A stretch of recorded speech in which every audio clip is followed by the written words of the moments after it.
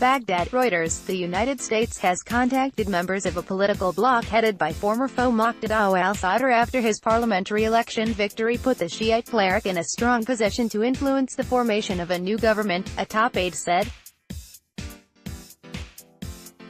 File photo, Iraqi Shiite cleric Moqtada al-Sadr speaks during a news conference with Iraqi politician Ammar al-Hakim, leader of the Hikma Current, in Najaf, Iraq, May 17, 2018. Reuters, Alaa al-Marjani, file PhotoSadr. A surprise win puts Washington in an awkward position. His Mahdi army militia staged violent uprisings against U.S. troops after Saddam Hussein was toppled in 2003. If Sadr has a strong say in picking a new prime minister, the United States may have to work with him to safeguard its interests in Iraq, one of its most important Arab allies, which also has close ties to Iran. Bhia al-Sadr, a top Sadr aide, said there had been no direct talks with the Americans but intermediaries had been used to open channels with members of his Sayroun alliance. They asked what the position of the Sadrist movement will be when they come to power.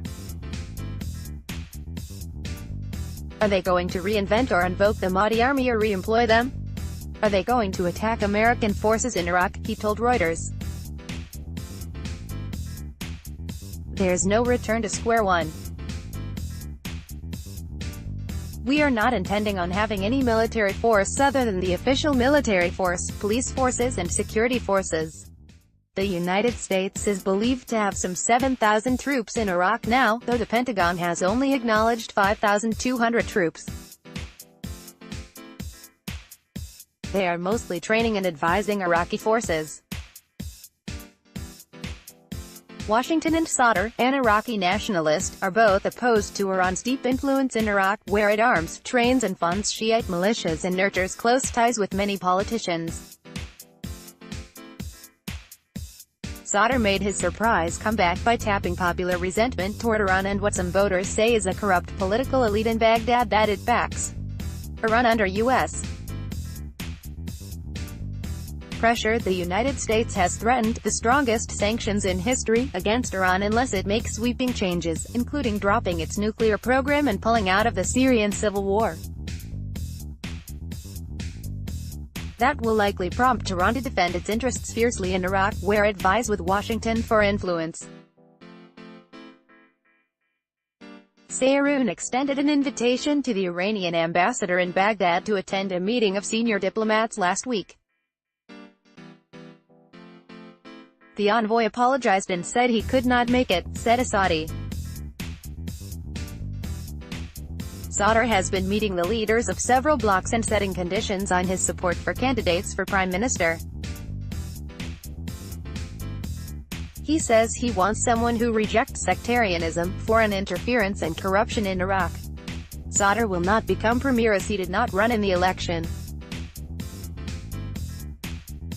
His attempts to shape any future government could be undermined by Iran, which has skillfully manipulated Iraqi politics in its favor in the past.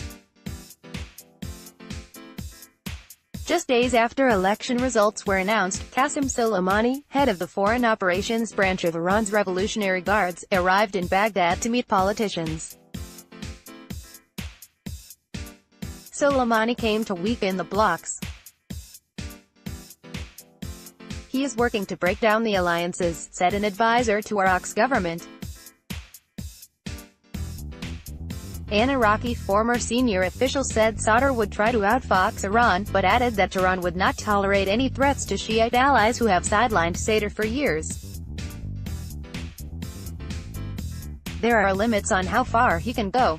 At the end the Iranians, can control him. They give him a lot of room to maneuver. But eventually, when he challenges the Shiites and their interests, I think they will be very tough.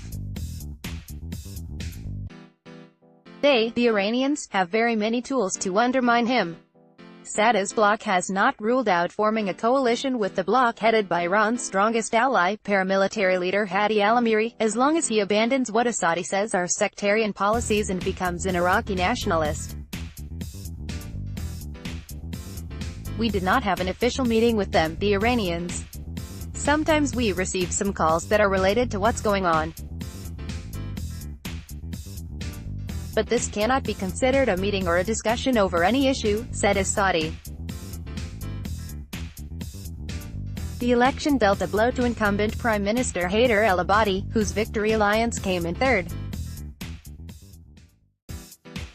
But Western diplomats and analysts say Abadi, a British-educated engineer, still has cards to play.